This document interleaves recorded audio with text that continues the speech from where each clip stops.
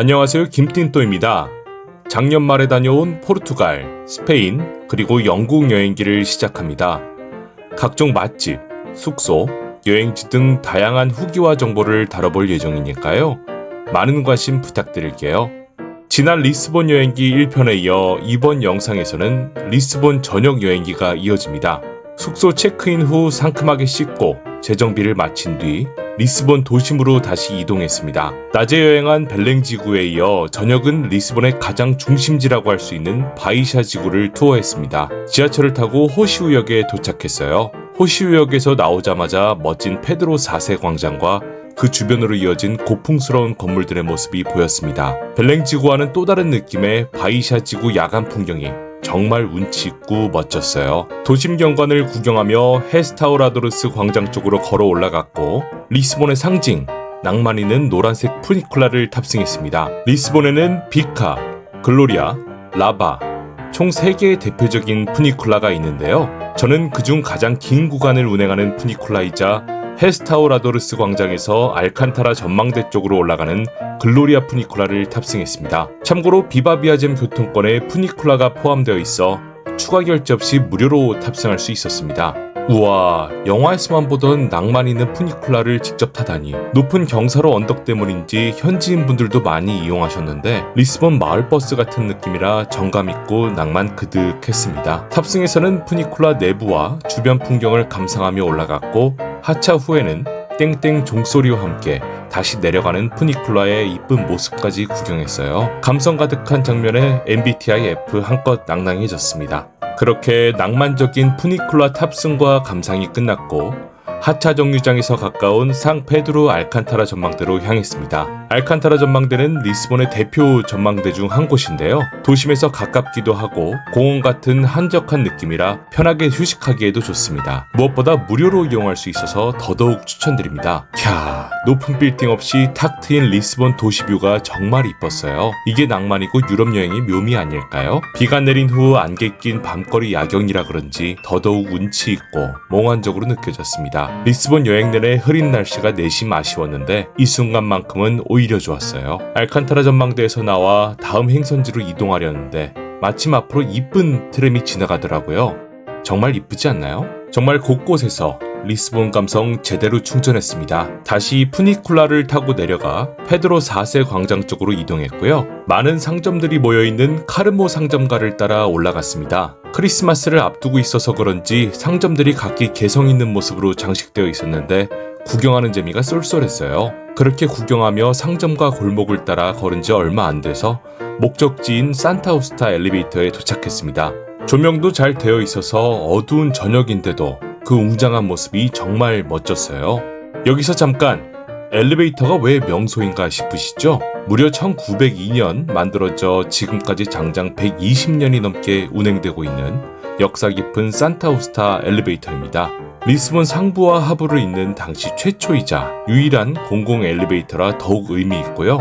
에펠탑으로 유명한 에펠의 제자 퐁사르가 설계한 엘리베이터라 그런지 더더욱 유명하다고 하네요. 그래서 그런지 에펠탑의 모습과 많이 닮아 있더라고요. 낮에는 대기줄이 꽤나 길어 1시간도 기다린다고 하던데 저녁인데다 비까지 좀 내려서 그런지 다행히 사람이 얼마 없었어요. 참고로 입장권은 6유로인데 역시나 리스보아나 비바비아잼 카드가 있으면 무료로 이용이 가능합니다.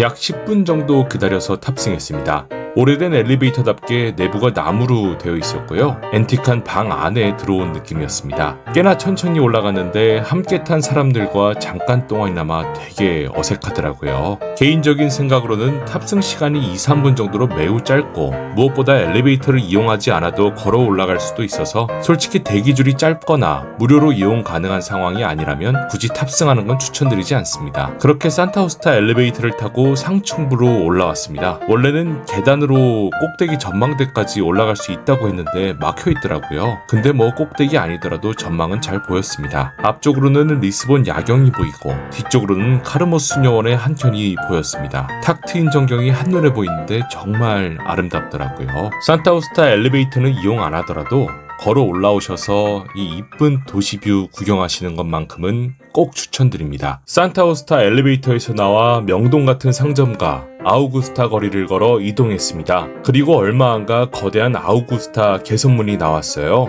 웅장한 규모와 함께 세세하고 아름다운 조각들까지 정말 감탄이 절로 나왔습니다. 개선문을 지나 앞에 펼쳐진 리스본의 가장 넓고 대표적인 광장, 코메르시우 광장 역시 정말 엄청나더라고요. 광활하게 펼쳐진 코메르시우 광장의 야경을 감상했습니다. 사람도 없어서 정말 전세 낸 것처럼 편안하게 구경했어요. 물론 비는 쫄딱 맞았습니다. 참고로 아우구스타 개선문과 코메르시우 광장 역시 역사적 의미가 남다른데요. 과거 1755년 무려 도시 전체 건물 중 85%가 붕괴될 정도로 엄청난 대지진을 겪었던 리스본, 최후의 날이라 불릴 정도로 큰 재앙을 겪었던 리스본을 주제 1세와 신하 폰발 후작이 철저한 계획과 함께 리스본을 재건하는 데 성공합니다. 그 성공적인 재건의 상징이 바로 이 아우구스타 개선문과 코메르시우 광장입니다. 광장의 아름다움과 규모만으로도 압도되는데 그 스토리를 알고 바라보니 더더욱 감흥이 있었던 것 같습니다. 참고로 아우구스타 개선문 위에 전망대가 있는데요.